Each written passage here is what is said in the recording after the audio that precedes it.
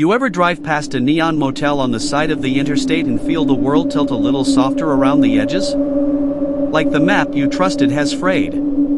That was me, 2 a.m., mile marker 47, an old dashboard light and a cheap cup of diner coffee keeping me company.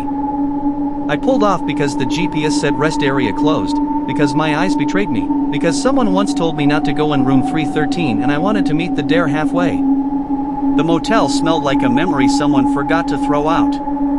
Stale cigarettes, lemon cleaner, and the kind of fluorescent that makes every face look tired at once. The clerk behind the counter was a woman who had learned to measure people by the shape of their exhaustion. She slid a key across the counter without asking my name.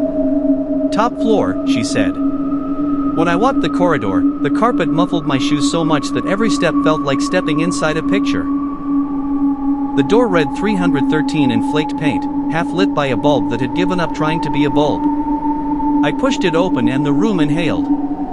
The bed sagged in the middle like it had been waiting.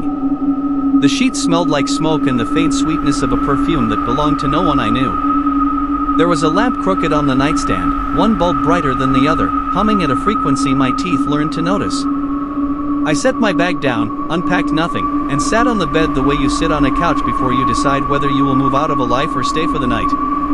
I scrolled for a while because humans do that to feel less alone. The screen glowed and made my face look like a ghost who has memorized its own haunting. That was when the pencil slid off the nightstand and hit the carpet. Not loud, not purposeful. Just a soft little sound, like a decision falling. I laughed out loud because laughing is cheaper than fear. I told myself it was the building settling, the wind, a loose draft. I told myself a lot of things because the alternative was to listen. The room began to rearrange itself into a history that did not belong to me. A stack of postcards from cities I had never visited. A photograph shoved into the frame at an angle, a woman smiling with eyes that remembered something late.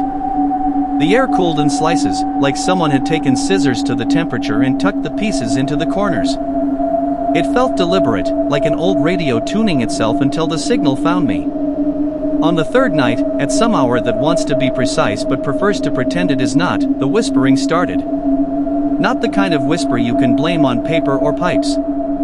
This was a slow, practiced voice that crawled through the vent, slid beneath the door, lifted out of the radiator.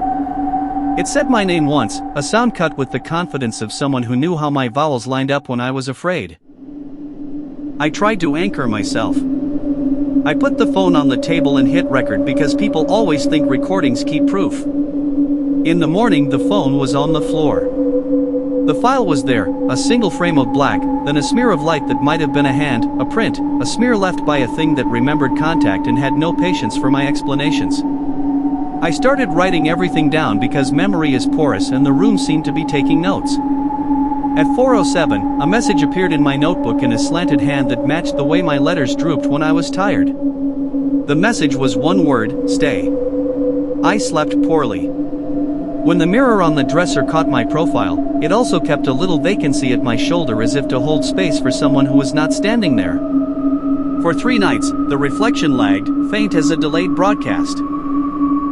Once, when I blinked and expected the familiar blink back, the face in the glass smiled the way people smile when they know a secret nobody should have told them. I began to test the edges of the room the way someone prods a healed scar. I opened drawers and closed them. I counted the tiles in the bathroom. Each small action felt like a negotiation. The closet, when I opened it to check for jackets, smelled of old coffee, like a hand left a cup there and forgot it belonged to a person. Under the bed I found something old. Not the kind of old that means antique, but old like a dream trapped in a jar. A cassette, its plastic casing sticky with dust and something darker. I found a player in the bottom drawer because the room provides the instruments for its stories. The tape clicked and spun and breathed out static, and then a voice came that had the timbre of several voices pressed together. The tape told stories of sleeping quietly and waking to find a piece of life missing. It asked gentle questions that felt like hands running along the inside of a skull. "What are you carrying?" it said. "Who left you here?" Between the questions, the tape hummed a number over and over as if reciting a religious verse. I tried to leave more than once. The door resisted like an animal that has learned the human habit of pulling away and then decided not to allow it. Once, the handle turned and the door opened just a breath, and beyond the crack the corridor stretched further than it should have. The lights there pulsed in a rhythm I could read by heart. 3, 1, 3. It was a counting, a return to a heartbeat that did not belong to me. When I pressed my ear to the wall to listen, hoping to find a plumbing leak or an answering machine, I heard instead layered breathing, polite and patient. The building had an appetite that was mostly attentive. It took small things first because small things are easy to explain away. A laugh from a pocket. A ticket stub folded under a pillow. A pair of keys left on a nightstand. Night after night the room collected details and built them into a narrative that wanted me to stay in the past it was making. It rearranged my identity like furniture.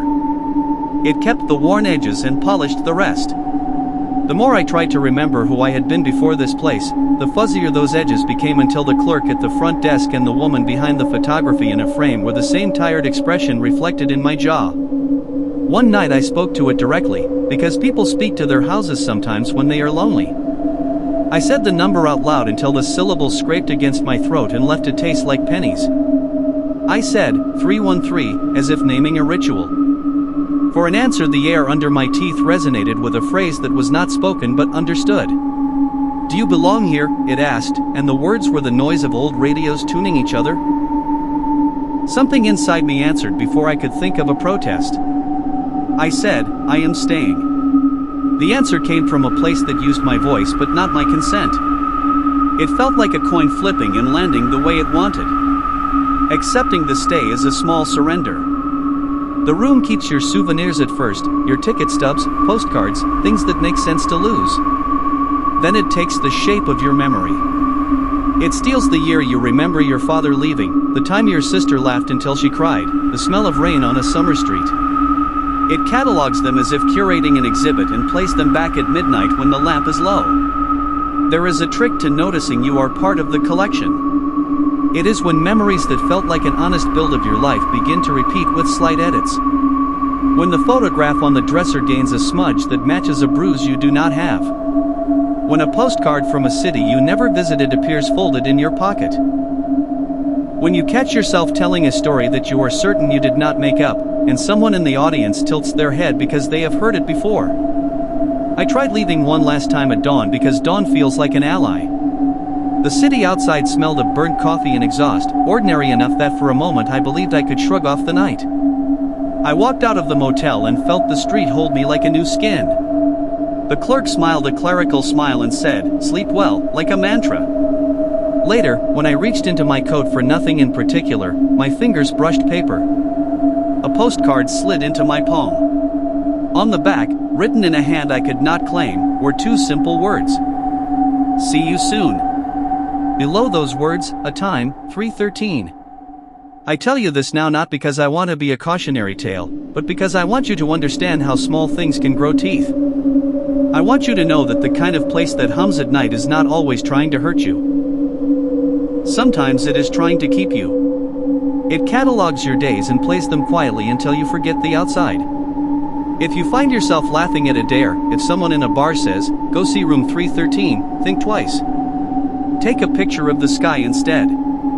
Call your friend and say you are safe. Keep your keys in your hand as if they can weigh down your memory.